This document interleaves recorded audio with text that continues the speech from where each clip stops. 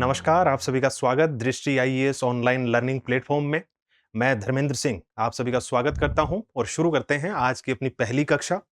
पहली कक्षा थोड़ी सी डिले हुई है बट बारिश बहुत शानदार हो रही है दिल्ली में। ये खुशखबरी है इस सीजन की, बहुत ही शानदार बारिश। और जैसा कि रेन हमारे भूगोल यानी ज्योग्राफी के अंदर एक टॉपिक भी है, उस पर भी चर्चा करेंगे। क्वेश्चंस उस पर भी आए हैं। सबसे पहले हम जो देखने वाले हैं सब्जेक्ट, वो सब्जेक्ट है भूगोल। इतना छोटा तो नहीं होना चाहिए। भूगोल, जिसको हम इंग्लिश में कह सकते हैं ज्योग्राफी। देखिए जब इस सब्जेक्ट की बात करते हैं तो ये जियो की ग्राफी यानी ग्राफिया स्टडी यानी अध्ययन, यानी पृथ्वी का अध्ययन करता है। मानव हित में जब जब हम पृथ्वी को पढ़ते हैं तो उसे हम भूगोल कहते हैं। लेकिन बात यह है कि हमारे सिलेबस यानी पाठ्यक्रम में क्या है, वो हमें ज्यादा बेहतर तरीके से जानना है कि पाठ्यक्रम यानी हमारा सिलेबस क्या है। सिलेबस में साफ साफ कहा गया है कि भारत और खासकर बिहार का जो भूगोल है उसका भौतिक, आर्थिक और सामाजिक भूगोल पढ़ना है। एक भौतिक भूगोल, एक आर्थिक भूगोल और आर्थिक भूगोल के साथ साथ सामाजिक भूगोल। ये क्या होते हैं तीनों? सामाजिक भूगोल या फिर इसको मानव भूगोल भी कह सकते हैं। मानव भूगोल। तो भूगोल की तीन शाखाओं के बारे में चर्चा करनी है। विशेषकर जब हम भौतिक भूगोल की बात करते हैं यानी फिजिकल ज्योग्राफी, तो फिजिकल ज्योग्राफी यानी भौतिक भूगोल का अर्थ है जो भी प्रकृति ने हमें दिया है, जो भी हमारे सामने पहले से है, जिसको हमने नहीं बनाया बल्कि नेचर ने बनाया है, प्रकृति ने बनाया है, उसको हम कहते हैं भौतिक भूगोल। सामान्य भाषा में बोलें तो यही होगा। आगे बढ़ें तो इसके अंदर हम देखते हैं हमारी पृथ्वी का अंतरतम और इसके साथ-साथ पृथ्वी का धरातल या फिर कहें तो धरातलीय स्वरूप, और उस स्वरूप का निर्माण कैसे हुआ है, यानी क्या प्रक्रिया रही है, कौन सी क्रिया रही है जिससे हमारी पृथ्वी का धरातल बना है।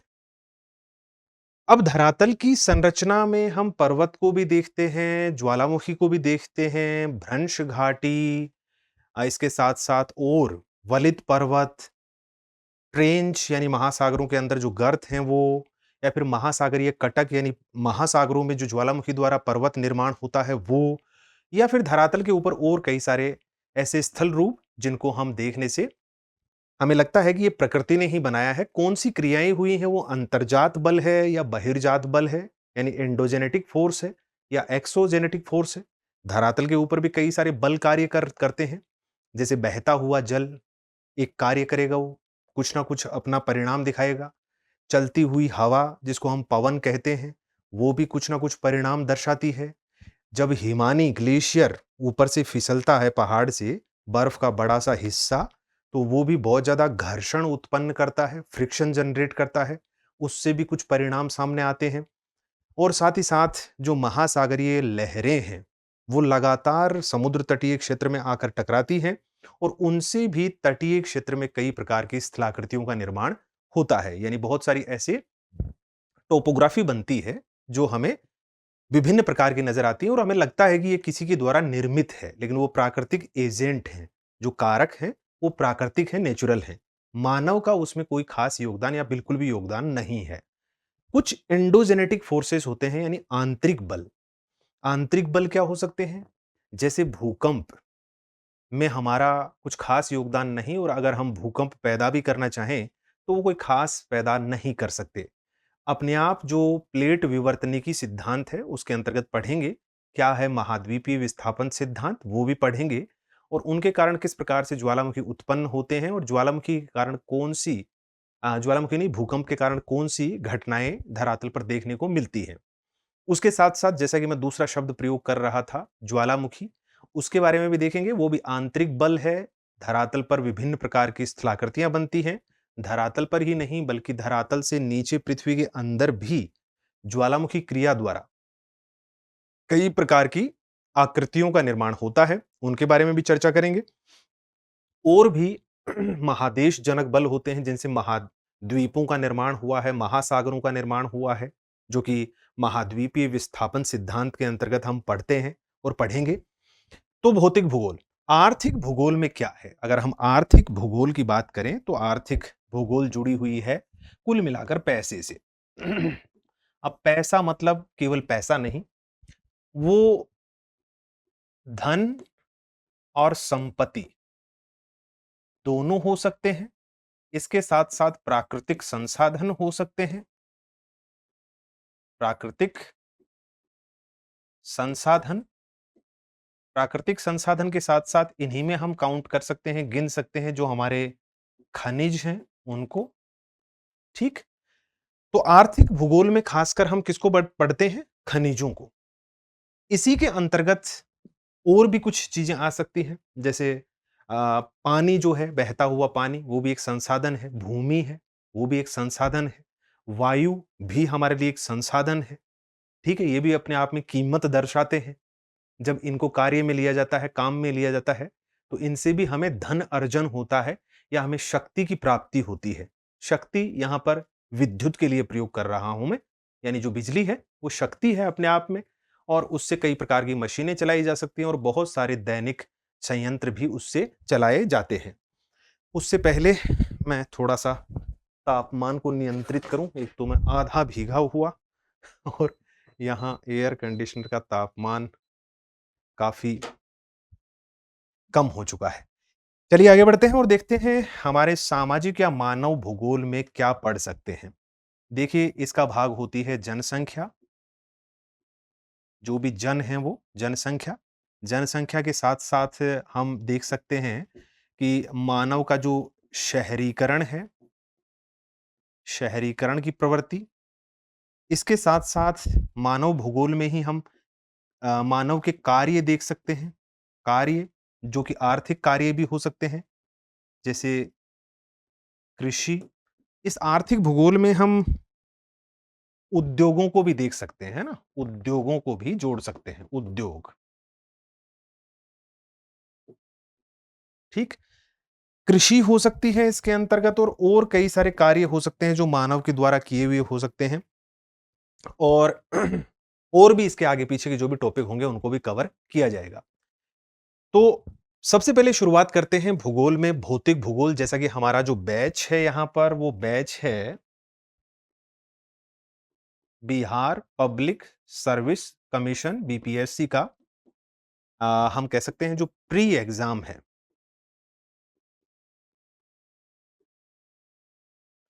प्रारंभिक परीक्षा के लिए ये बैच है।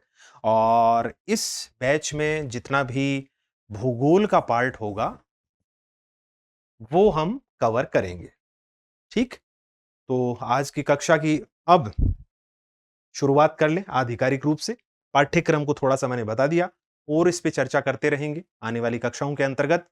पुराने वर्षों के प्रश्न को भी देखेंगे कि किस प्रकार के प्रश्न अब तक पूछे गए हैं, उनके हल भी देखेंगे और उनके आस-पास बनने वाले प्रश्न, यानी जो संभावित प्रश्न हैं, भावी प्रश्न जो आने वाली परीक्षा में हमारे सामने आ सकते हैं, उनको भी बनाने की कोशिश करेंगे कि कौन-कौन से प्रश्न आगे आ सकते हैं।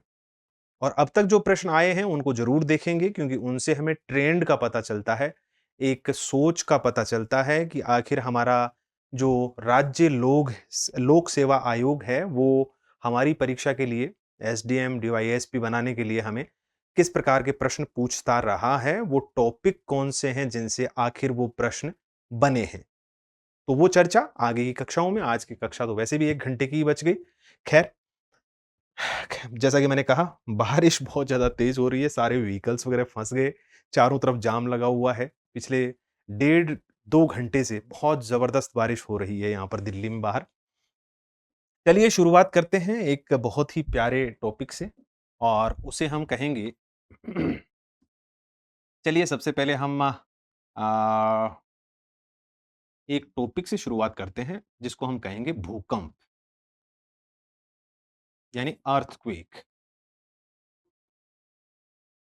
अर्थक्वेक से शुरुआत करने का मेरा यहाँ पर लॉजिक यानी जो उद्देश्य है वो केवल इतना है कि अगर हम पृथ्वी की आंतरिक संरचना को जानना या समझना चाहते हैं, तो सबसे पहले हमें उन प्रमाण, साक्ष्यों के बारे में, एविडेंसेस के बारे में बात करनी होगी कि आखिर हमारी पृथ्वी का जो अंतरतम है, उसकी जानकारी हमें कैसे मिली। एक छोटी-सी जानकारी के तौर पर, जिनको नहीं पता, उनको मैं बता देता हूं कि अगर हम हमारी पृथ्वी के बारे में सोचें, यानी हमारी अर्थ, तो हम सब लोग इस पृथ्वी के सरकमफेरेंस यानी जो गोला है, उसकी परिधि पर चारों ओर रहते हैं। ऐसे समझ लीजिए ये मैग्नेट है, चुंबक है और हम लोहे से बने हुए हैं और हम सब इसके ऊपर चिपके हुए हैं। चाहे हम इसके किसी भी छोर पर चले जाएं, ये हमें फेंकने वाली नहीं है। यानी हम उछलकर अंतरिक्ष में नहीं जा सकते। वो अलग बात है कि अगर आप पलायन वेग का प्रयोग करें, 11.2 किलोमीटर प्रति सेकंड की गति से जंप लगाएं, जैसा कि रॉकेट द्वारा लगाया जाता है अंतरिक्ष में उपग्रहों को प्रक्षेपित करने के लिए, तब एक अलग बात है। अन्यथा हमारी पृथ्वी का गुरुत्वाकर्षण इतना जबरदस्त है कि वो किसी को भी यहां से भागने की इजाजत नहीं देता। यानी ये चुंबक हम लोहे से बने हुए वस्तुओं को खींच कर पकड़ रखा है। खैर, वो गुरुत्वाकर्षण है, चुंबकत्व नहीं। और हम लोहे से नहीं बने हुए, हम किसी भी चीज से बने हुए हैं। गुरुत्वाकर्षण सभी वस्तुओं में भार उत्पन्न करता है और भार जो होता है वो अपने आप में अपने से नीचे की ओर चिपका कर रखता है। खैर, ये पृथ्वी और इसकी जो चारों तरफ की परिधि है, उससे आप किसी भी ओर से इसके केंद्र की ओर जाना चाहें, किसी भी ओर से, चारों ओर से, तो 6371 किलोमीटर का गड्ढा खोदना होगा।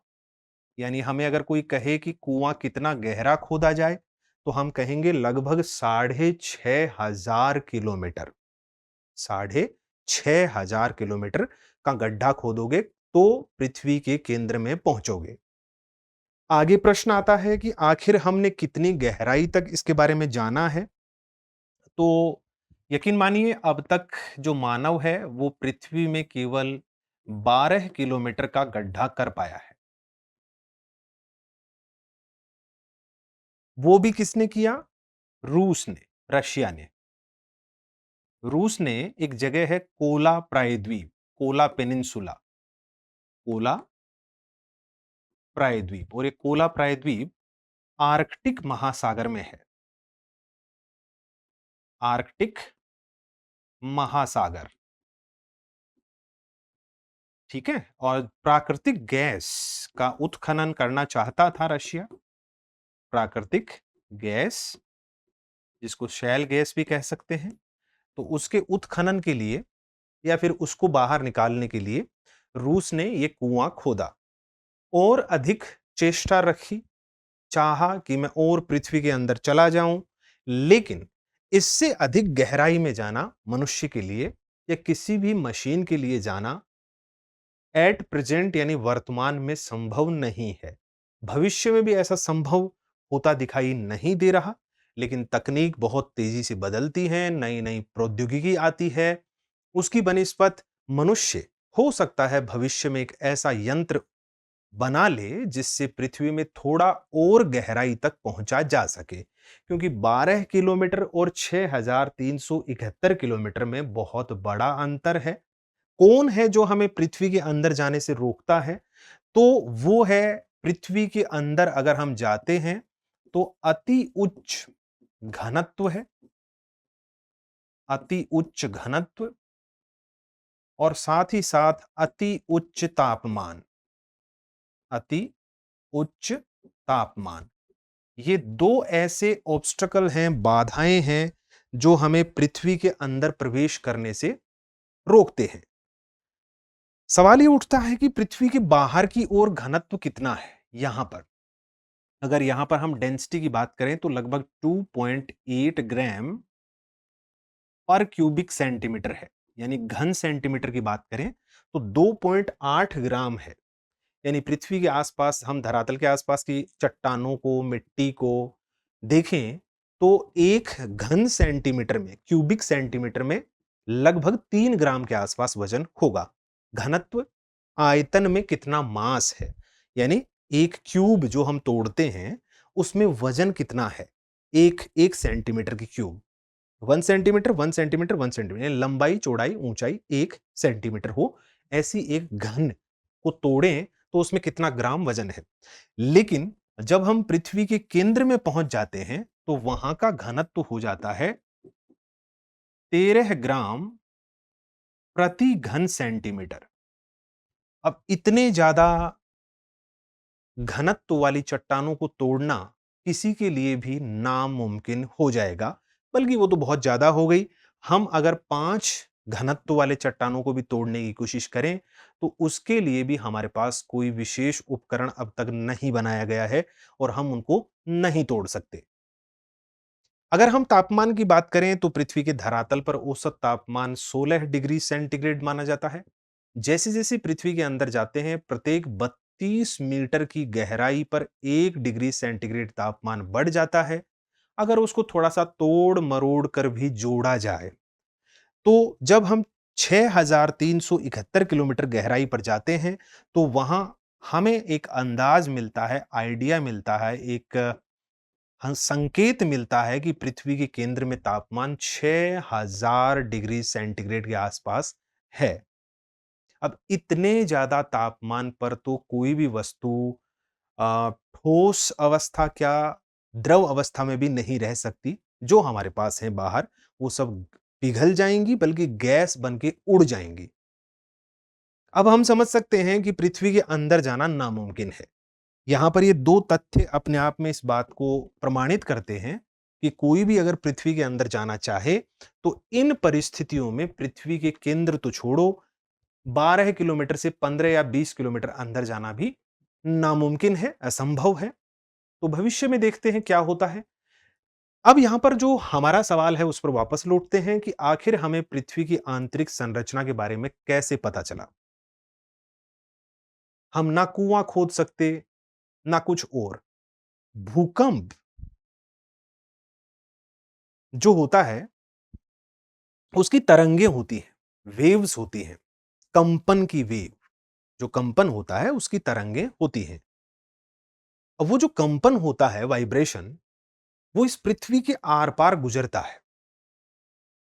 हमने अपने अध्ययनों से पता लगाया कि भूकंप की तरंगें कई प्रकार की होती हैं, विशेषकर 3 प्रकार की देखेंगे अभी, और उनकी अपनी अपनी प्रकृति, प्रवृत्ति होती है।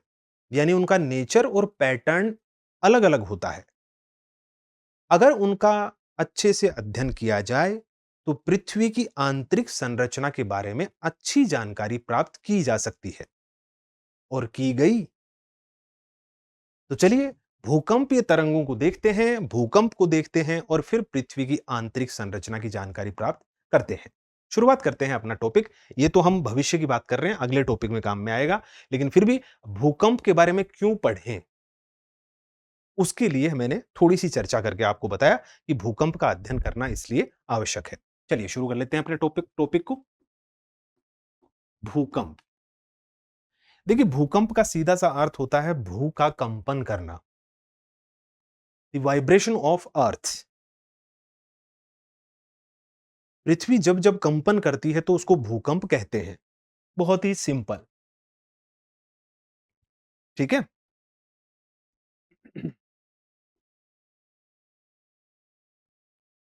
पृथ्वी में होने वाला, पृथ्वी में होने वाला या अचानक होने वाला कंपन, अचानक होने वाला कंपन, ये तो इसकी बहुत ही साधारण सी छोटी सी परिभाषा हुई। और इसके उपरांत अगर हम देखें कि भूकंप किन कारणों से होता है, भूकंप पैदा करने वाले कारण, भूकंप पैदा करने वाले कारण। देखिए, इनमें सबसे बड़ा जो कारण होता है, वो होता है प्लेट विवर्तनिकी। आप कहेंगे ये तो एक सिद्धांत है। हाँ, ये सिद्धांत अपने आप में कहता है कि पृथ्वी का क्रस्ट, बाहरी परत कई सारे टुकड़ों में टूटी हुई है और वो जो टुकड़े हैं, वो ऐतिहासिक जो दौर रहा है, यानी जो पूर्व काल रहे हैं, उनमें चलते रहे हैं, चलायमान रहे हैं, उनमें मूवमेंट हुए हैं। कहीं 2 टुकड़े आपस में टकराए हैं, कहीं 2 टुकड़े आपस में अलग हुए हैं, कहीं 2 टुकड़े आपस में साथ-साथ चले हैं, ऐसे आगे-पीछे, जिनके कारण उसके में घर्षण उत्पन्न हुआ, वो टूटे, उनमें ऊर्जा का संचय हुआ, ऊर्जा अ, एक तरीके से निकली और उसके कारण, चट्टानों के टूटने के कारण बार-बार कंपन होते रहे हैं और वर्तमान में भी वो कंपन उत्पन्न होते हैं। तो प्लेट विवर्तनिकी क्या है, उसको अच्छे से और भी जानेंगे। फिलहाल समझ लीजिए कि भूकंप का सबसे बड़ा कारण है प्लेट विवर्तनिकी। और अगर आप प्लेट देखना चाहते हैं तो प्लेट विवर्तनिकी में आगे बताऊंगा। जैसे कि मैंने अभी कहा कि पृथ्वी के सबसे बाहर वाले परत लिथोस्फियर यानी स्थल मंडल कई सारे टुकड़ों में टूटा हुआ है और उसके एक टुकड़े को एक प्लेट कहा जाता है। ठीक है? तो प्लेट विवर्तनिकी। दूसरा होता है ज्वालामुखी क्रिया।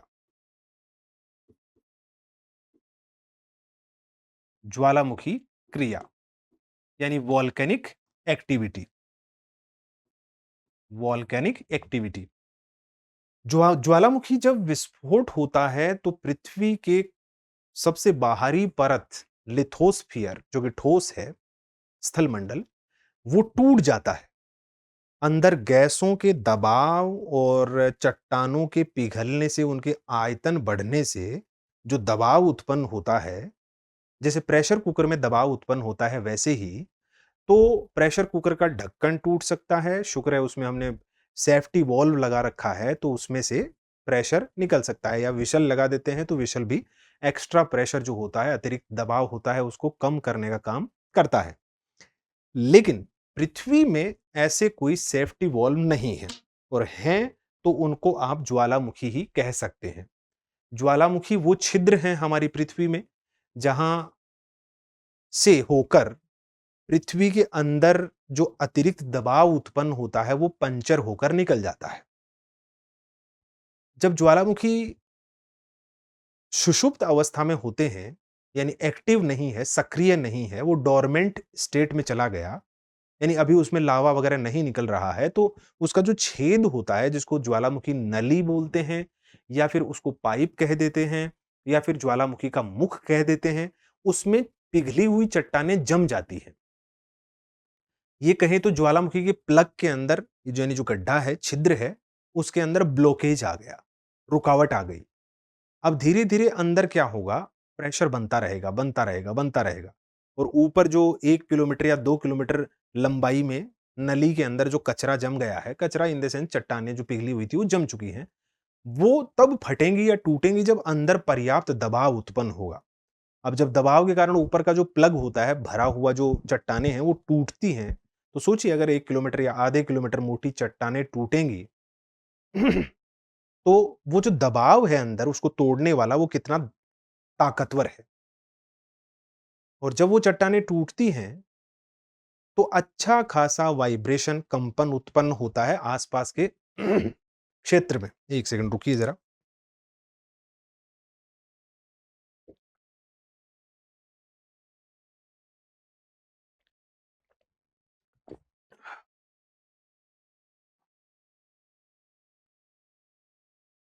ठीक है? तो ये भी ज्वालामुखी, यानी भूकंप, जो ज्वालामुखी है, वो भी भूकंप का एक कारण बनता है। आगे देखें तो जो भूस्खलन होते हैं, भूस्खलन, ये भी एक छोटे क्षेत्र में भूकंप का कारण बन सकते हैं। भूस्खलन का अर्थ होता है पहाड़ी क्षेत्र में ऊपर के जो चट्टान है ढलान पर, वो बारिश ज़्यादा होने से या पेड़ काटने से, मिट्टी के ढीला होने से, गीला होने से, अंदर के जो चट्टान होते हैं उनके ऊपर जो मिट्टी है वो फिसल कर नीचे गिर जाती है। बहुत सारा मलबा नीचे गिर जाता है। अब अगर वो कई हज़ारों टन में है, तो उसका दबाव भी होगा जब वो नीचे जाके गिरेगा और आस-पास के क्षेत्र में अच्छा खासा कंपन महसूस होता है, लेकिन ये बहुत बड़े स्तर वाला नहीं होता है। छोटे स्तर का ज्वालामुखी और भूकंप होगा ये। इसके साथ-साथ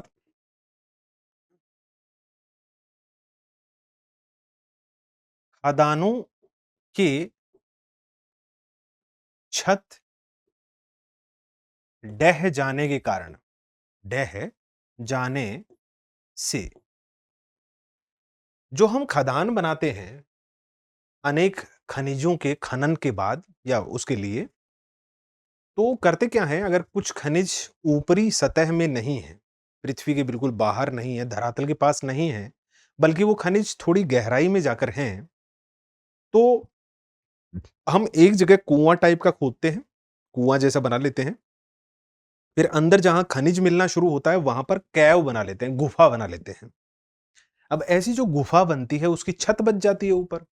जगह-जगह पे हम पिलर छोड़ देते हैं, खंभे छोड़ देते हैं, ताकि ऊपर जो ज़मीन हमने छोड़ दी, उसके नीचे जहाँ, क्योंकि ऊपर की इतनी मिट्टी हटाएँगे 500 मीटर, 100 मीटर, 50 मीटर, तो उसको डंपिंग करना पड़ेगा, उसको कहीं न कहीं ले जाके डालना पड़ेगा। अब सब जगह इतनी खाली जगह तो है नहीं कि आप 100 या 200 मीटर मोटी परत जो है, उसकी मिट्टी को कहीं ले जाके पटकें, तो उसको छोड़ देते हैं आप और अंदर गुफा बना लेते हैं। अब मान लीजिए 100 या 200 मीटर मोटी परत जो ऊपर छोड़ दी, वो टूट कर गिर जाए, उससे जान का नुकसान तो होगा ही, क्योंकि जिसमें जो उस खदान खदान में कार्य कर रहे हैं, खनन कार्य कर रहे हैं, उनकी तो जान जानी तय है इस स्थिति में। लेकिन आसपास के क्षेत्र में अच्छा खासा भूकंप यानी कंपन भी उत्पन्न होगा और वो उस क्षेत्र के जो भवन हैं, उनको गिराने में सक्षम हो सकता है। इसके बाद कुछ और भूकंप के कारण बनते हैं, जैसे जलाशय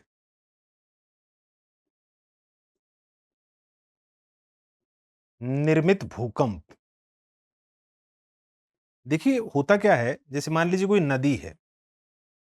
नदी के मार्ग में अगर हमने एक दीवार बना दी, जिसको हम बाँध कहते हैं, डैम बना दिया। डैम के कारण होगा क्या, पीछे की ओर पानी भर जाता है। इसी को हम कहते हैं जलाशय। जलाशय, ठीक ये है एक नदी। अब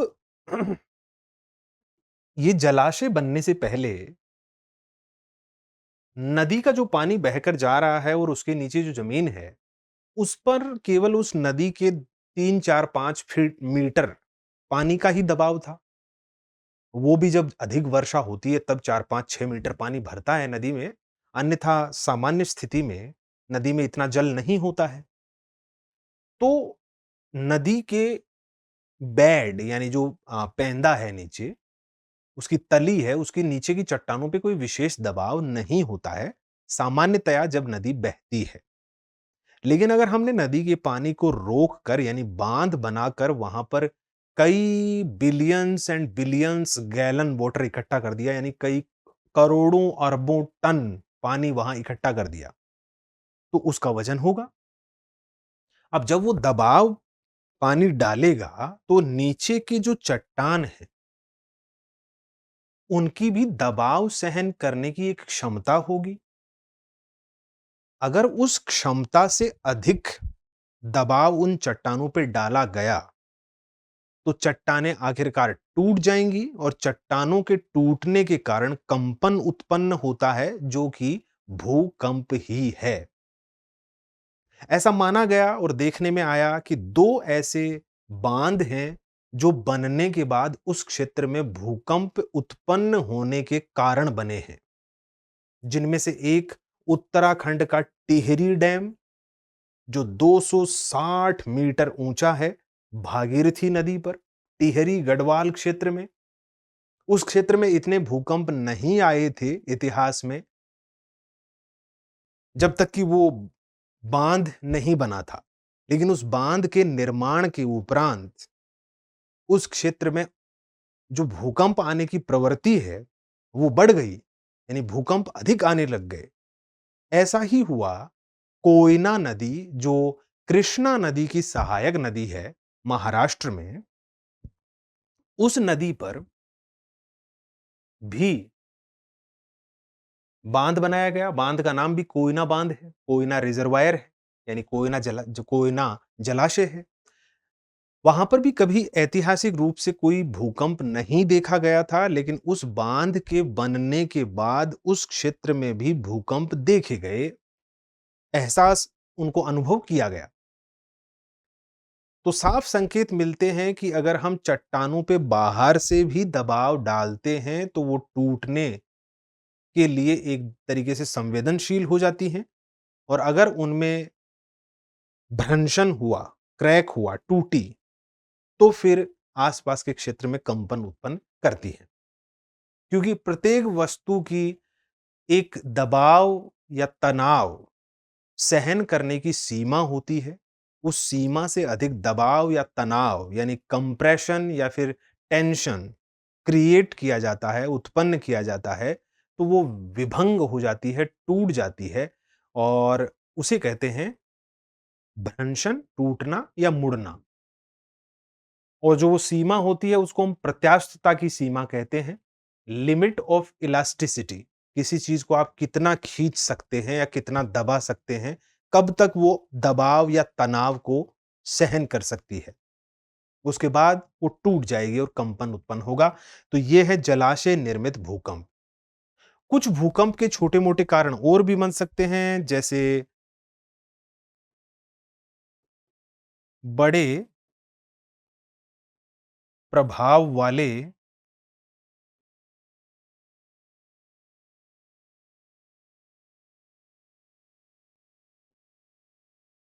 विस्फोटकों का परीक्षण। मान लीजिए भारत चाहता है कि मैं एक परमाणु बम का परीक्षण करूं। अब परमाणु बम का परीक्षण करना है तो हमें एक ऐसी जगह ढूंढनी पड़ेगी जहां जो एक तरीके से निर्जन स्थान हो, निर्जीव स्थान हो। या तो हम उसके लिए किसी रेगिस्तान का चुनाव करेंगे, जैसे परमाणु मूवी के अंदर दिखाया गया फिल्म में कि किस प्रकार से हमारे मिसाइल मैन ने परमाणु परीक्षण करवाया राजस्थान के थार मरुस्थल में। या फिर एक दूसरी जगह हो सकती है, वो है महासागरों में बहुत दूर जाकर ऐसे परीक्षण किए जाएं। क्योंकि आपने उस फिल्म में भी जो वास्तविकता है उसके काफी पास के दृश्य आपने देखे कि जब वो जमीन के इतनी गहराई में भी परमाणु धमाका होता है, बॉम्ब ब्लास्ट होता है या परीक्षण होता है, तो आसपास के क्षेत्र में कैसी तरंगें उत्पन्न होती हैं, भूकंपीय तरंगें, जो वायु को भी एक तरीके से विचलित कर देती हैं, और वायु की तरंगें भी तेज गति से चलती हैं, यानी वायु भी तीव्र गति से हिलना, डुलना और बहना शुरू हो जाती है, और धरातल में इतना कंपन होता है कि आसपास के सारे भवन गिर सकते हैं। तो वो भी एक भूकंप का कारण है। इसके साथ-साथ और छोटे कारणों में और देखें तो एक प्रकार से रेलवे जो संचलन है, आपने देखा होगा रेलवे पटरी के आसपास जिनके घर हैं, उनके घर अक्सर कंपन करते रहते हैं। जब भी रेलगाड़ी वहां से गुजरती है, लोहे का पहिया और लोहे की सड़क, यानी उसकी पटरी, अब वहाँ दोनों लोहे से बने हुए, और दो जो भारी वाहन है, रेलगाड़ी हल्का तो होता नहीं है, और उसमें भी अगर मालगाड़ी है, जिसमें कई लाखों टन वजन रखा हुआ है, कई हजारों टन वजन रखा हुआ है, वो जब वहां से गुजरती है तो अच्छा खासा वाइब्रेशन क्रिएट करती है, यानी कंपन उत्पन्न होता है, और वो आसपास के घरों की नींव और दीवारें लगातार कमजोर करता है। तो अगर किसी के घर हैं रेलवे पटरी के आसपास या बनाने की सोच रहे हैं, तो कोशिश की जानी चाहिए जहां तक संभव हो रेलवे पटरी से कम 500 मीटर या 1 किलोमीटर दूर घर बनाना चाहिए। कम से कम 500 मीटर, आधा किलोमीटर दूर। खैर, भारत में जनसंख्या इतनी हो चुकी है, रहने के लिए बहुत सारे लोगों के पास स्थान नहीं है, जगह नहीं है, और रेलवे पटरी के आसपास तो आपको जनघनत्व खूब सारा देखने को मिलेगा, खासकर शहरों में। खैर, वो एक अलग बात है कि शहर में प्रवेश करने के बाद रेलगाड़ी की गति बहुत धीमी कर दी जाती है। ऐसा नहीं है कि भाग के लोग पटरी के ऊपर कूद जाएंगे, बल्कि ट्रेन का परिसंचलन करने वाले विभाग को पता है कि रेलगाड़ी जब गुजरती है तो वो अच्छा खासा कंपन पैदा करती है, और शहर के निवासी और उनके आवास तो रेलवे पटरी के ऊपर ही बने हुए हैं। थोड़ा सा साइड में मान लीजिए बस। ऐसे में अगर वहां से तीव्र गति से उसका संचलन किया गया और उसने पूर्ण रूप से अपना कंपन उत्पन्न किया, तो वो घर तो 1-2 वर्ष में ही गिर के तबाह हो जाएंगे, चाहे वो भूकंप रोधी ही क्यों ना बना दिए गए हों। हर दिन ही अगर किसी चीज को आप हिलाओगे तो वो तो कमजोर पड़ जाएगी। आपने वो तो सुना ही होगा, करत करत अभ्यास ते जड़मति होत सुजान, रस्सी आवत जावत ते सिल पर परत निशान। तो एक सूत या धागे से बनी हुई रस्सी को भी बार बार पत्थर पे एक ही जगह रगड़ा जाए तो पत्थर पे निशान ही नहीं, बल्कि उसमें अच्छा खासा गड्ढा बन जाता है। पहली बार में जो रस्सी अपने आप में बहुत कमजोर नजर आती है और हमें लगता है कि करोड़ों वर्षों तक घिसते रहे तो भी पत्थर को फर्क नहीं पड़ेगा, तो भूल जाइए इस बात को। कुएं की पाल पे जाके देख लीजिए, वहां पर रस्सियों के बने हुए निशान आपको नजर आ जाएंगे। तो रेलवे का जो परिसंचलन है वो भी कहीं ना कहीं छोटे मोटे हल्के फुल्के कंपन का कारण बनता है। तो ये भूकंप के कुछ कारण हैं, जिनमें सबसे प्रभावी कारण की अगर हम बात करें तो मैंने कहा प्लेट विवर्तनिकी होगा और ज्वालामुखी क्रिया होगी, ये दो होंगी। और बाकी ये सारे जो कारण हैं ये कहीं ना कहीं छोटे मोटे कारण हैं और एक क्षेत्रीय कारण है। लेकिन प्लेट विवर्तनिकी और ज्वालामुखी विस्फोट से उत्पन्न होने वाले भूकंप एक बहुत बड़े क्षेत्र पे एक साथ प्रभाव डाल सकते हैं और डालते हैं। क्राकाटोवा ज्वालामुखी 2004 में इंडोनेशिया के सुमात्रा द्वीप पर फटा। उसका प्रभाव 10-10 हजार किलोमीटर दूर तक देखा गया। भूकंप के झटके भी एहसास किए गए और सुनामी ने तो तबाही मचा दी। कई लाखों लोगों की मृत्यु हो गई। दुनिया भर के कम से कम 20-25 देशों में उसका प्रभाव हुआ। तो आप देख सकते हैं कि जब ज्वालामुखी भी अपनी तीव्रतम प्रभाव के साथ विस्फोट हो करता है तो उससे भूकंप और सुनामी जैसी स्थिति उत्पन्न हो सकती है, और प्लेट विवर्तने की तो है ही। एक छोटे से वाहन की दीवार या पेड़ से टकरा जाने से कितना बड़ा प्रभाव उत्पन्न होता है, तो सोचिए एक महाद्वीप के चलन से कितना बड़ा प्रभाव उत्पन्न होगा। महाद्वीप का चलन, महादेशों का चलन ही अपने आप में प्लेटों का संचलन है, और प्लेट विवर्तनिकी उन्हीं का अध्ययन है, उन्हीं का टकराना है, और जो बाकी सारी क्रियाकलाप हो रहे हैं और कैसे हो रहे हैं उन्हीं को पढ़ने का नाम है प्लेट विवर्तनिकी। खैर, भूकंप का सबसे बड़ा कारण वही है। तो हमने जाना कि भूकंप क्या है और भूकंप आने के कारण क्या-क्या हो सकते हैं, और कुछ उदाहरण भी हमने देखे कि कहां पर कुछ भूकंप इस प्रकार के हुए हैं।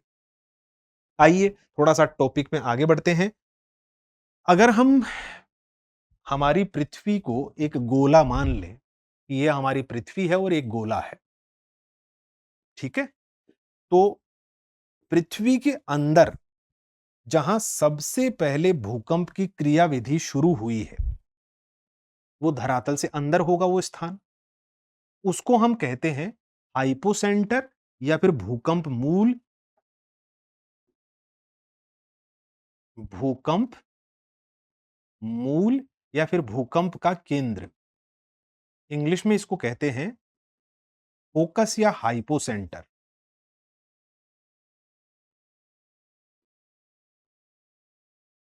फोकस या फिर हाइपोसेंटर। तो हाइपोसेंटर का अर्थ क्या हुआ? The origin point of earthquake under the earth surface, यानी पृथ्वी धरातल के से नीचे, पृथ्वी के अंदर जहां सर्वप्रथम भूकंप की क्रियाविधि प्रारंभ होती है। जहां सर्वप्रथम भूकंप की क्रियाविधि प्रारंभ होती है, उसे हम कहते हैं हाइपोसेंटर फोकस भूकंप मूल या भूकंप का केंद्र। वहां पर हम नहीं हैं, हम धरातल पर हैं। वहां जो ऊर्जा मुक्त हुई है, चट्टान टूटे हैं, जो कंपन शुरू हुआ है अंदर, वो अभी बाहर पहुंचेगा। जैसे ही वो धरातल पर पहुंचता है तो धरातल भी जो कंपन करना शुरू कर देता है। धरातल पर जो बिंदु इस भूकंप मूल से बिल्कुल ऊपर है, जहां पर सबसे पहले भूकंप को अनुभव किया जाता है, जहां सबसे तीव्र आवृत्ति या फिर कहें तीव्रता वाला जो भूकंप होता है, सबसे ज्यादा खतरनाक भूकंप जो होता है, वो भूकंप वहीं पर एहसास किया जाता है। वो बिंदु भूकंप मूल के बिल्कुल ऊपर और सबसे पास होता है। अगर धरातल के अन्य बिंदुओं को देखा जाए, तो भूकंप मूल से सबसे पास वाला बिंदु होता है, जहां सबसे तेज भूकंप का अनुभव होता है, जहां सबसे ज्यादा क्षति होती है, जान-माल का नुकसान होता है, जो बिल्कुल भूकंप मूल के ऊपर है, भूकंप मूल के सबसे नजदीक है और सबसे पहले जहां भूकंप को अनुभव किया जाता है, उस बिंदु को हम कहते हैं एपिसेंटर।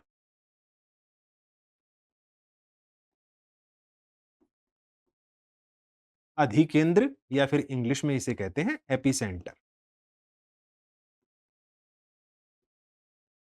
अधिकेंद्र या एपिसेंटर, दोनों का अर्थ साफ-साफ समझ में आ गया। भूकंप की क्रियाविधि जहां सर्वप्रथम शुरू होती है और वह बिंदु धरातल से अंदर काफी गहराई में होता है, उसे हम भूकंप का मूल या भूकंप का केंद्र कहते हैं। धरातल का वह बिंदु जहां सर्वप्रथम भूकंप को अनुभव किया जाता है, जहां सबसे तीव्र आवृत्ति वाला भूकंप होता है, सबसे ज्यादा जानमाल की क्षति होती है, उस स्थान को एपिसेंटर कहते हैं। ठीक है, दो बिंदु हो गए यहां पर। अब इसके बाद में अगर एक दो शब्दों की और चर्चा करें, तो हम यहां कह सकते हैं कि एक शब्द होता है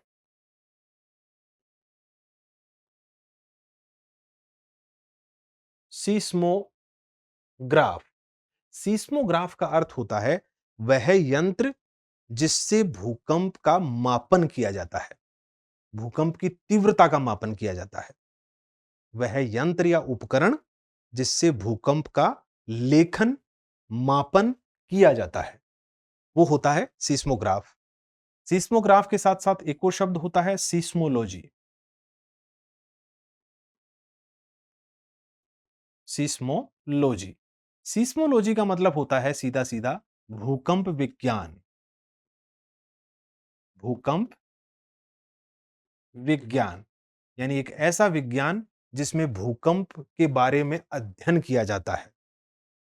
कहाँ भूकंप ज़्यादा, कहाँ कम, जहाँ ज़्यादा वहाँ क्यों, जहाँ नहीं आया वहाँ क्यों नहीं आते, या फिर भूकंप की तरंगें कितनी प्रकार की होती हैं, उनकी प्रवृत्ति कैसी होती है, भूकंप आने के कारण क्या-क्या होते हैं। वो जो विज्ञान है, उसको हम कहते हैं भूकंप विज्ञान या सीस्मोलॉजी।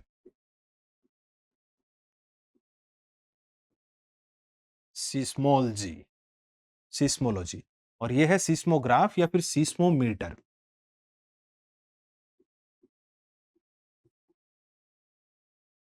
सिस्मोमीटर, ठीक है।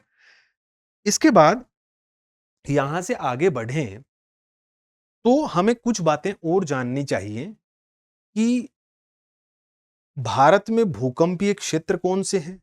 एक तो ये प्रश्न बन सकता है, या फिर बिहार कौन से भूकंप जोन में आता है,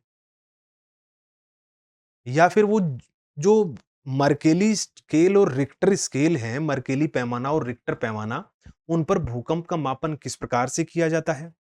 या फिर भूकंप की जो तरंगें होती हैं, उनकी प्रकृति और प्रवृत्ति कैसे होती है और उनसे कैसे हम जान सकते हैं कि पृथ्वी का अंतरतम किस प्रकार का और कैसा बना हुआ है? तो चलिए एक-एक करके जानने की कोशिश करते हैं। सबसे पहले हम रिक्टर स्केल और मर्केली स्केल की ही चर्चा थोड़ी-सी कर लेते हैं, जिनको हम कहेंगे। चलिए इस पेज से तो आगे ही बढ़ जाते हैं, क्योंकि पेज की तो हमारे पास कोई कमी है नहीं।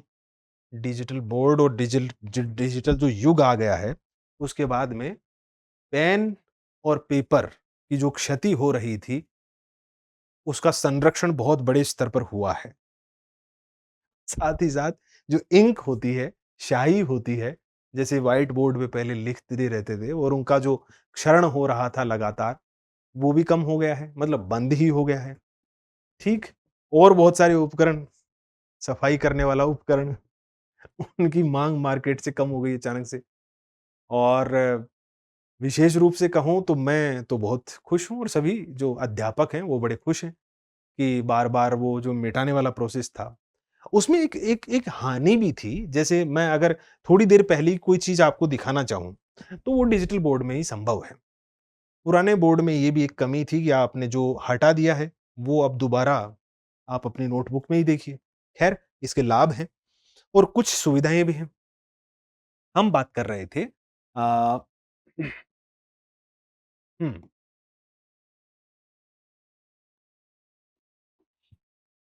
भूकंप मापने के पैमाने। जैसे अगर हम पैमानों की चर्चा करें, तो एक पैमाना होगा मर्केली पैमाना। मर्केली पैमाना। देखो, मर्केली पैमाने की सबसे पहली विशेषता होती है कि इसके ऊपर 1 से 12 अंकों तक मापन होता है। 1 से 12 अंकों तक, और वो जो अंक होते हैं वो भी रोमन में बने होते हैं। 1 सेकंड के लिए ज़रा रुकिए, मैं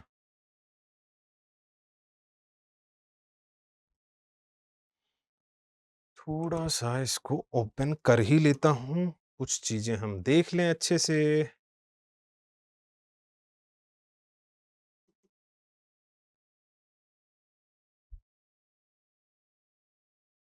ठीक है, वही पेज है, अपने सामने आ चुका है। देखिए, जो मर्केली स्केल होता है, उसपे कुछ इस प्रकार से नंबर बने हुए होते हैं। 1 नंबर, 2 नंबर, 3 नंबर और 12 नंबर तक बने होते हैं। आई होप आपको ये नंबर दिखाई दे रहे होंगे। हाँ, बड़ा आसानी से दिखाई दे रहे हैं। मैं अपनी स्क्रीन में भी वहाँ जाके देख रहा था, छोटी स्क्रीन जो चल रही है, बड़ी वाली में तो खैर दिख ही जाएगा। छोटी स्क्रीन में दिख रहा है तो आपको मोबाइल और लैपटॉप में भी अच्छे से दिख जाएगा। यहाँ पर क्या है, थोड़ी-सी आगे इसका डिस्क्रिप्शन दे रखा है, इसके विषय में बता रखा है कि मैं कौन से भूकंप को 1 नंबर वाला भूकंप कहूँगा और किसको 5 या 10 या 12 नंबर वाला भूकंप कहूँगा। इसकी व्याख्या कर रखी है आगे। यानी पहले व्याख्या जो है उसको देखेंगे, ज़मीन पे क्या हुआ है, और उसके बाद में उस भूकंप को हम नंबरिंग करेंगे कि वो एकदम ही नॉट फेल्ट है या वीक, बहुत ही कमज़ोर है, हल्का है, बीच का सा है, थोड़ा-सा अच्छा है, अच्छा खासा पावरफुल है, डरा देने वाला है, वो विचलित कर देने वाला है, सब कुछ तबाह कर देने वाला है, एक्सट्रीम, एक्सट्रीम, एक्सट्रीम। तो भूकंप कैसा है, उसका पता लगाया जाएगा धरातल पर भूकंप से क्या प्रभाव हुए। तो मर्केली स्केल सच में किस प्रकार से कार्य करता है? अगर हमसे कोई पूछे कि मर्केली पैमाना कैसे कार्य करता है, कैसे मापन करता है, तो हम कह सकते हैं कि भूकंप द्वारा धरातल पर हुए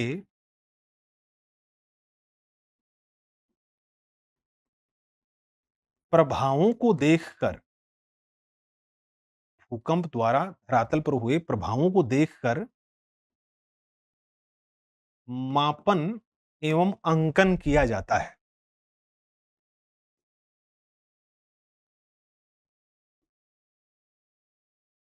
भूकंप की माप करने का तरीका ही यही है कि धरातल पर क्या प्रभाव हुए, भूकंप से कितने घर टूटे, कितने के सिर फूटे, कितनी जान चली गई, कितना आर्थिक नुकसान हुआ है, कहाँ सड़क फटी है, दरार आ गई है, कहाँ बिल्डिंग में क्रैक आया है या फिर कुछ हुआ ही नहीं।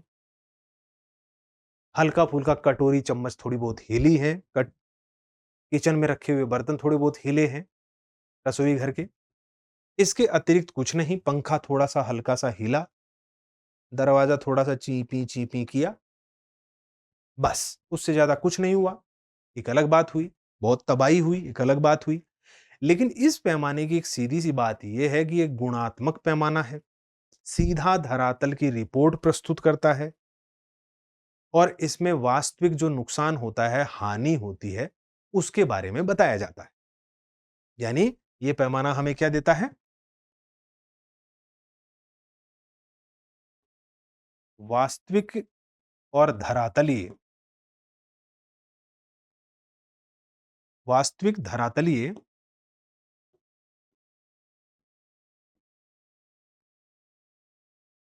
भूकंप प्रभावों का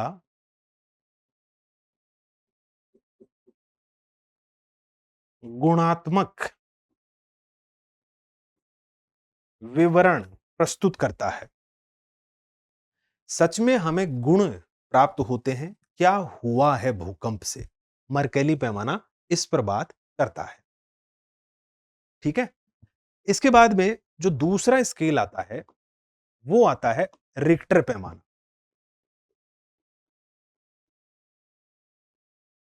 रिक्टर पैमाना।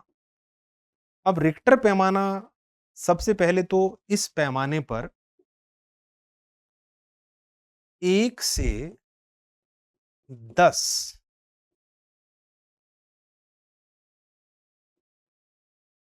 मापक अंक बने होते हैं। 1 से 10 मापक अंक बने होते हैं। ठीक है? अगर हम रिक्टर पैमाने की बात करें तो इस पे 1 से 12 नहीं होते, बल्कि 0 से 10 की बात करें तो ज़्यादा बेहतर होगा। 0 मतलब मैं इसलिए नहीं लिख रहा। इसमें आप देखेंगे 0 से लेके 10 तक बना होता है। यानी 0 के ऊपर होगा, 0 से नीचे कुछ नहीं और 10 के ऊपर कुछ नहीं है, 10 अंत है। यानी जब आप बात करते हैं कि कहीं भूकंप आया, तो वो भूकंप 0.5 था, 0.9 था या फिर 1 था पूरा-पूरा या फिर अंत में 10 था। बस 10 मैक्सिमम होगा और मिनिमम होगा 0। ठीक है? तो 0 मिनिमम है और 10 मैक्सिमम है, 10 से ऊपर कुछ नहीं। ठीक है? वहां पर भी यही बातें कही गई हैं। लेकिन इस पैमाने में सच में क्या है, इसमें भूकंप द्वारा जो चट्टानें हैं, उनके कणों में कितना वाइब्रेशन हुआ, इसकी चर्चा होती है सच में इसमें। चट्टानों के कणों में कितना विस्थापन हुआ या फिर कितना कंपन हुआ। ठीक? तो सच में ये जो रिक्टर पैमाना है, ये भूकंप तरंगों के परिमाण का मापन करता है। क्या करता है ये? भूकंप तरंगों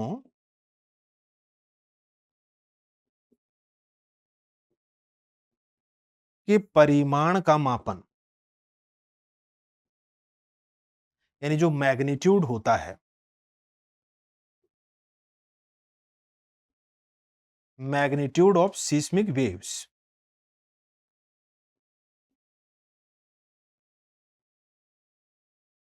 मैग्नीट्यूड का मतलब होती है ऊर्जा,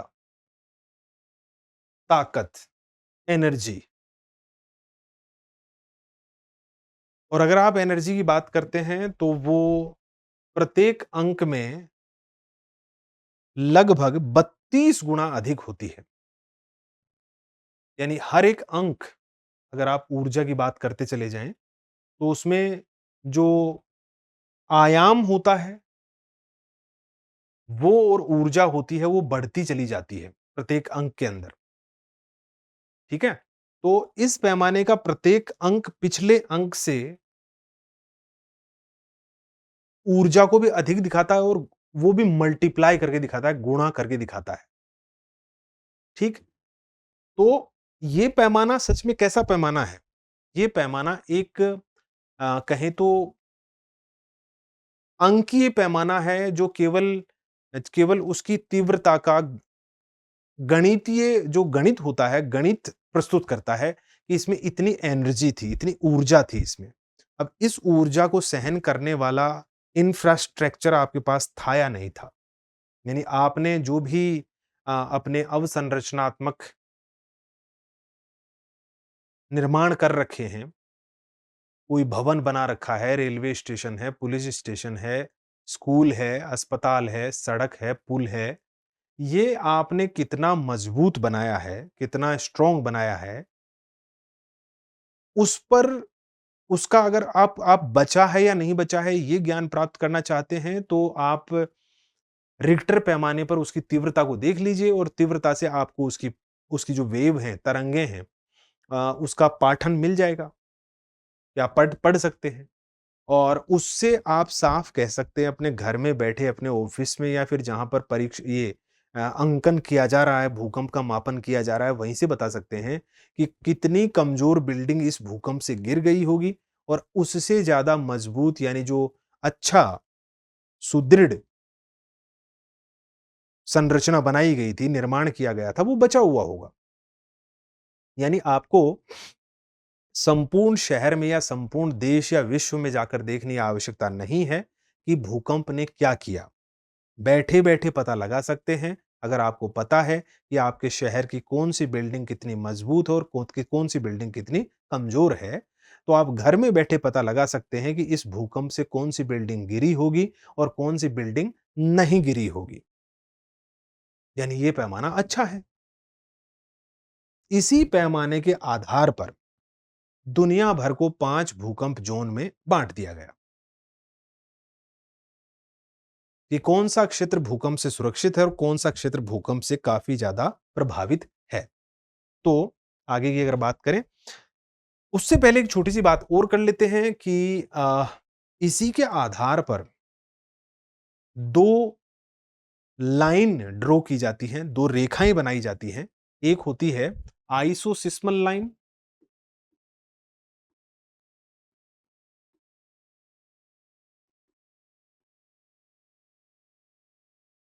आइसोसिस्मल या फिर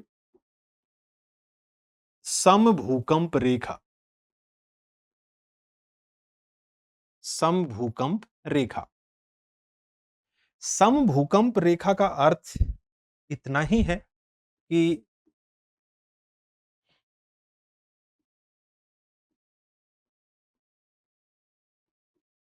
समान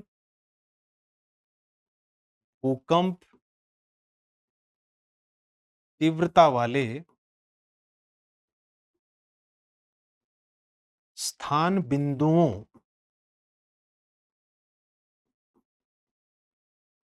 को मिलाकर या फिर जोड़कर कह सकते हैं, को जोड़कर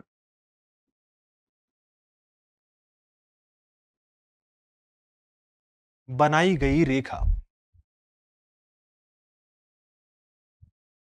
बनाई गई रेखा को हम कहेंगे समभूकंप रेखा। जिन-जिन स्थान या बिंदुओं पर एक जितना तेज भूकंप आया, अगर उन सभी स्थानों को या उन बिंदुओं को एक रेखा द्वारा आपस में जोड़ दिया जाए, तो उसको हम कहते हैं समभूकंप रेखा या आइसोसिस्मिक या आइसोसिस्मल line. The line which connects to the equal earthquake intensity points. Equal intensity earthquake points भी कह सकते हैं और earthquake intensity points भी कह सकते हैं। अब देखिए, एक यहां पर विशेष बात सामने आती है कि यहां पर मैं लिख देता हूं नोट।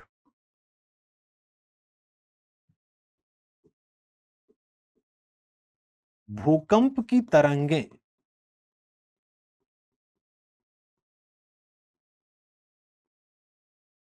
अधिक घनत्व वाले चट्टानों में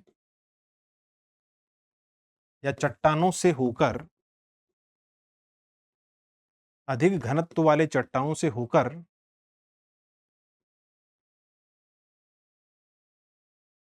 तीव्रता से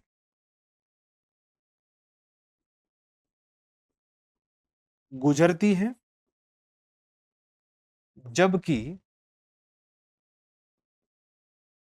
जबकि कम घनत्व वाले चट्टानों में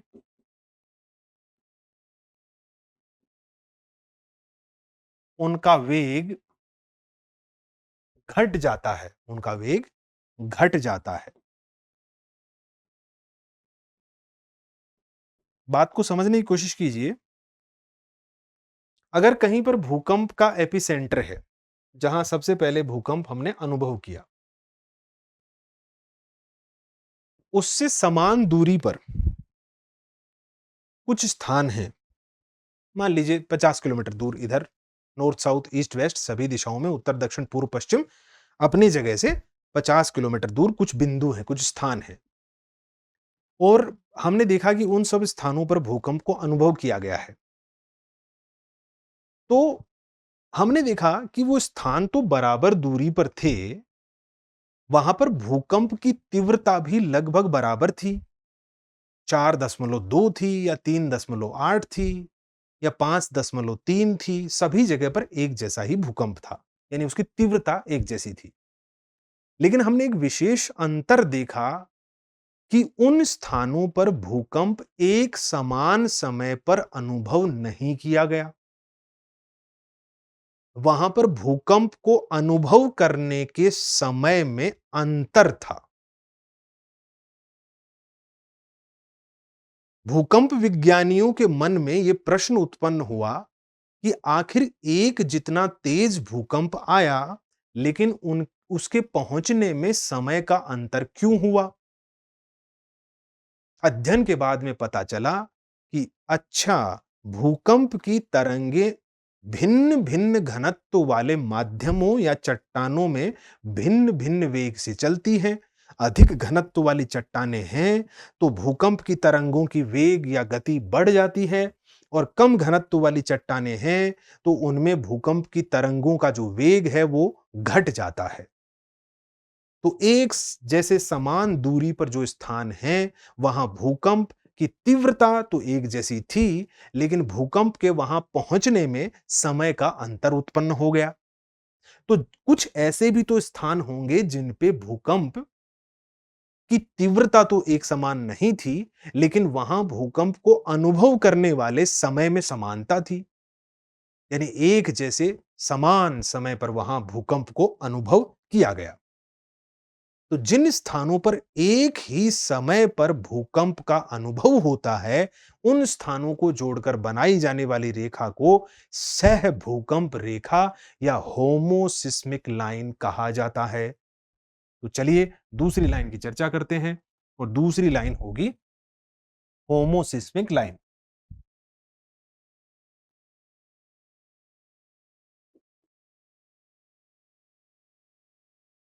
होमोसिस्मल रेखा, होमोसिस्मल लाइन या होमोसिस्मल रेखा, जिसको हम सह भूकंप रेखा,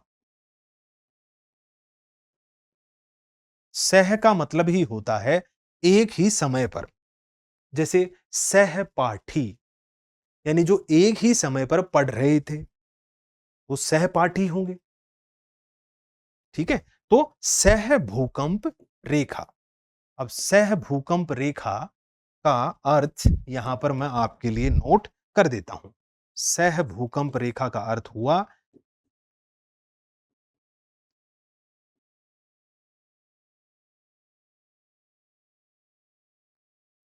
एक ऐसी रेखा जो उन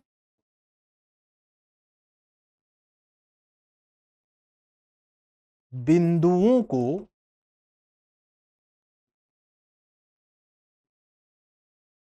जोड़कर बनाई जाती है जहां पर जहां पर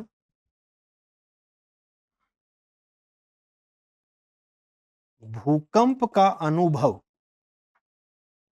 भूकंप का अनुभव एक समान समय पर किया गया।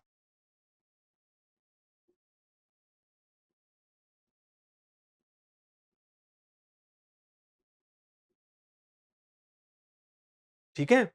तो ये हुई आइसोसिस्मल और होमोसिस्मल रेखा या समभूकंप रेखा या फिर सहभूकंप रेखा। आज की कक्षा का समय तो समाप्त होने वाला है। पहली ही कक्षा है, वैसे हमारी कक्षा जो होगी हमेशा वो होगी 2 घंटे या उससे कुछ और ज़्यादा भी हो सकती है। आज जैसा कि पहली कक्षा है और मैं चाहता हूं कि आपके संदेश भी देख लूं, आपने क्या मैसेज कर रखे हैं। सबसे पहले मैं आपको नमस्कार बोलता हूं और फिर आप भी कुछ कह सकते हैं। ये तो खैर पुरानी कक्षा के मैसेज हैं। Good afternoon sir. सर ये ज्योग्राफी का फर्स्ट क्लास है। जी हाँ, स्नेहा पल्लवी यहाँ पर हैं। मोहम्मद अशफाक भी हैं यहाँ पर, ललिता कुमारी भी हैं और कक्षा में यहाँ पर रीना मेहता भी हैं। At what time did class start class? अच्छा ठीक है, मैं इसमें सुधार कर देता हूँ। क्लास तो स्टार्ट हुई थी आज तकरीबन 3 बजकर नहीं 2 बजकर लगभग 50 मिनट के आसपास हो गए थे शायद, तब जाके कक्षा शुरू हो पाई थी। क्योंकि मैंने कहा कि मैं खुद मेरा जो कार है वो फँस गई थी ट्रैफ़िक के अंदर और मैंने खुद ने कई जगह बाहर बारिश में उतर-उतर के भरे पानी में लोगों को हटाया। मैंने कहा भैया थोड़ा इधर निकल लो, इधर निकल लो। ट्रैफ़िक फँस जाता है, हर किसी को जल्दी निकलना होता है। सड़क के एक किनारे पानी भर गया तो सब दूसरे किनारे से चिपक के निकलना चाहते हैं। ऐसे में बोटल नेक बन जाता है और ट्रैफ़िक फँस जाता है।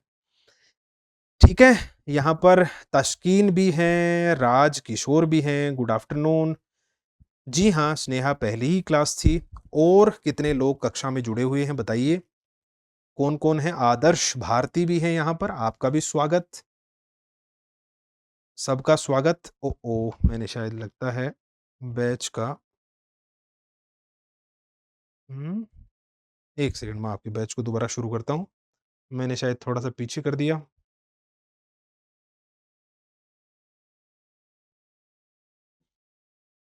1 सेकंड ज़रा होल्ड करना। हाँ, ये मिल गया, मिल गया, मिल गया।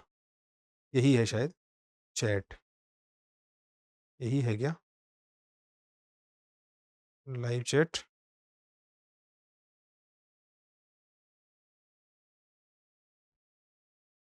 1 सेकंड देखता हूँ। हाँ, यही है, चलो मिल गई। और बताइए कौन-कौन है? यहाँ पर लोग तो बहुत सारे हैं। Mohit Kumar, nice teaching, thank you. Sonam, uh, sir आपसे पहले भी कोई और टीचर क्लास ले रहे थे क्या? हाँ, एक क्लास और हुई है, कौन-सा सब्जेक्ट था मुझे पता नहीं, लेकिन मेरे से पहले भी आपके बैच में सुबह एक क्लास हुई थी शायद, जैसा कि मैं चैट देख पा रहा हूँ। तो सुबह भी आपकी क्लास शायद 10 बजे से स्टार्ट हुई होगी या उससे कुछ पहले। 26 जून? नहीं, नहीं, नहीं, नहीं, नहीं, नहीं, ये तो कोई पुरानी चैट है। जुलाई में देखूँ मैं तो 8 जुलाई, 8 जुलाई, 8 जुलाई, अ, जी हाँ, हैं। एक क्लास सुबह हुई थी। कौन-सा सब्जेक्ट था मुझे पता नहीं। हाँ, राजकिशोर या राजकुमारी, क्लास ये ज्योग्राफी का था। मुकेश कुमार आपको भी नमस्कार। यहाँ पर नियाज़ भी हैं, आपको भी नमस्कार। क्लास का मेरी क्लास का टाइमिंग होता है, आज पहली कक्षा थी। मैंने कहा बारिश की वजह से क्लास शुरू नहीं हो पाई थी, मैं फँस गया था ट्रैफ़िक में। हमारी कक्षा रहेगी हमेशा 2 से 4 बजे तक, ठीक है? यहाँ पर वेदिका भी हैं, लक्ष्मी कुमारी भी हैं, शिभू भी हैं यहाँ पर, ओके। और कौन है? मोहित कुमार भी हैं यहाँ पर, अमोल कुमार भी हैं, ठीक है। आपको भी मेरी तरफ से नमस्कार। आलोक सिंह भी हैं यहाँ पर, आलोक नहीं अमोल कुमार हैं, ठीक है। शफ़ीक हैं, यशमेंद्र कुमार नमस्कार। और यहाँ पर वेदिका, ठीक है, 1 बजे हुआ है क्लास। अच्छा 1 बजे हुआ था, ठीक है। सोनम कुमारी सुबह नहीं 2 बजे से हुई है। अच्छा ठीक है, सुबह नहीं थी? नहीं, मुझे नहीं पता, यहाँ पर कुछ चैट हैं तो शायद वो पुराने क्लास के किसी के होंगे। सरिता संतोष, गुड आफ्टरनून सर, ज्योग्राफी का फर्स्ट क्लास बहुत अच्छा लगा। ठीक है, थैंक यू सो मच, अच्छा लगेगा, बढ़िया से पढ़ेंगे और जो हमारा सिलेबस है उस पे थोड़ी-सी और चर्चा करेंगे कल डिटेल से। आज तो मैं भागम-भाग में बारिश के कारण सब कुछ तहस-नहस हो गया। बड़ी मुश्किल से मैं पहुँचा हूँ स्टूडियो में, बाहर सड़क पे पानी भरा हुआ, बहुत तेज़, बहुत भारी बारिश हुई है यहाँ दिल्ली में। कम से कम 1.5 से 2 घंटे बहुत तेज़ बारिश हुई है। सारे व्हीकल फँस गए थे। मैं अपने निवास से यहाँ के बीच में मुश्किल से 10 किलोमीटर भी नहीं होगा। मुझे कम से कम 3 घंटे लग गए वहाँ से यहाँ पहुँचने में। और फिर भी क्लास 1 घंटे लेट शुरू हुई है। तो ख़ैर ऐसी स्थिति का मुझे अनुमान नहीं था, पूर्वानुमान नहीं था कि इतना भी भयंकर हो सकता है कुछ। ठीक है? अ, बायोलॉजी की क्लास हुई थी, राजकुमारी कह रही हैं। ठीक है, हुई होगी। ललिता कुमारी कह रही हैं, सर मैं स्टार्ट से क्लास नहीं की मैंने। ओके, कोई बात नहीं। क्लास ऑनलाइन कक्षा का यही सबसे बड़ा बेनिफिट है, फ़ायदा है कि आप कक्षा को कितनी ही बार देख सकते हैं। अगर आपने क्लास को देरी से जॉइन किया है, तो आप दोबारा देख सकते हैं। कक्षा के बाद में कितनी भी बार देख सकते हैं आप। ठीक है? जो भी क्लास होती है उसका वीडियो अगले दिन आपके पास अपलोड हो जाता है। कुछ कई बार सेम डे भी हो जाता है और कई बार अगले दिन भी हो जाता है। ठीक है? तो उसकी चिंता मत कीजिएगा। लवली मिश्रा यहाँ पर हैं। एक्चुअली टेक्निकल गलती के कारण इस लाइव स्लॉट में दूसरी क्लास दिखाई दे रही थी आपके आने से पहले। अच्छा ठीक है, हो गया होगा, वो तो ख़ैर छोटी-मोटी मिस्टेक है, बट रिकॉर्डिंग में जो क्लास अभी रिकॉर्ड भी होती रहती है साथ-साथ, अब लाइव क्लास जो चलती है वो आप दोबारा नहीं देख पाएँगे, वो हट जाती है। फिर यही क्लास जो रिकॉर्ड भी हो रही है, उसमें अगर कुछ सुधार करना हो, कुछ ठीक करना हो, कोई वॉइस वगैरह की दिक्कत हो, तो वो चेक करके और फिर अपलोड करते हैं हम। ठीक है? तो वो आपको मिल जाएगी। ठीक है, ठीक है। रवि रंजन कुमार भी हैं यहाँ पर, लक्ष्मी कुमारी तो हैं ही हैं। सरिता हैं, शिबू हैं। ज्योग्राफी बुक को भी साथ लेकर चलिएगा। बुक को हाथ में या पढ़ाना है? सब कुछ पढ़ाया जाएगा, चिंता मत कीजिए। ठीक है शिबू? बिल्कुल चिंता मत कीजिए, छोड़ दीजिए आप। पुराने वर्षों के सारे प्रश्न भी देखेंगे, उनके आस-पास के बनने वाले प्रश्नों को भी देखेंगे और साथ ही साथ ये भी देखेंगे कि हमारा सिलेबस क्या है और उससे और क्या नए प्रश्न बन सकते हैं। सब पे चर्चा करेंगे और डिटेल से पढ़ेंगे, विस्तार से पढ़ेंगे, कोई जल्दबाजी नहीं और जो जैसे-जैसे आपको समझ में आए वैसे-वैसे पढ़ेंगे। ठीक है? तो इस विषय में बिल्कुल चिंता मत कीजिएगा कि आपको कुछ समझ में आएगा या नहीं आएगा, बिल्कुल उसकी तनाव मुक्त होके पढ़िए आराम से, ठीक है? तो आज की कक्षा का समय तो समाप्त हो चुका है। अब मैं आप सभी को जय हिंद, बाय-बाय, नमस्कार करता हूँ। कल मिलता हूँ दोपहर में 2 बजे, तब तक आप अपना ख़्याल रखिए, समय से खाना खाइए, नींद आए तो सो लीजिए, थोड़ा-सा रेस्ट कर लीजिए। दिन में कम से कम शुरू में 5-6 घंटे अपनी सेल्फ स्टडी को दीजिए। कम से कम 4-5 घंटे तो होने चाहिए, जो कक्षा के बाद आप पढ़ें। सुबह-शाम, रात में, जल्दी सुबह, दोपहर में, सब लोगों के सोने के बाद, अकेले कहीं कोने में घर के कमरे के आपका अलग कमरा है तो बहुत अच्छी बात है। बाहर रहते हैं, घर से किराए का मकान ले रखा है तो और भी बढ़िया बात है। वहाँ तो कम व्यवधान होंगे। तो कक्षा के बाद में कम से कम शुरू-शुरू में 4 घंटे से थोड़ा समय ज़्यादा सेल्फ स्टडी खुद से स्वाध्याय कीजिए। उसके बाद धीरे-धीरे उसको 5 घंटे कीजिए, 6 घंटे कीजिए और जब आप 4-5 घंटे की क्लास के बाद में अगर 4-5 घंटे और पढ़ लेते हैं, 6 घंटे, तो आपका अच्छा अध्ययन शुरू हो जाता है और ये आपको सफलता की ओर ले जाता है। नमस्कार, बाय-बाय, कल मिलता हूँ, ठीक है? ओके, मतलब कल मतलब अच्छा सैटरडे, हाँ, कल मतलब अगली जो क्लास होगी उसमें, ठीक है? सोनम, शिभू और बाकी सरिता, रवि, लक्ष्मी, जो भी सारे लोग जुड़े हुए हैं, सभी को मेरी तरफ से अब अंतिम रूप से बाय-बाय।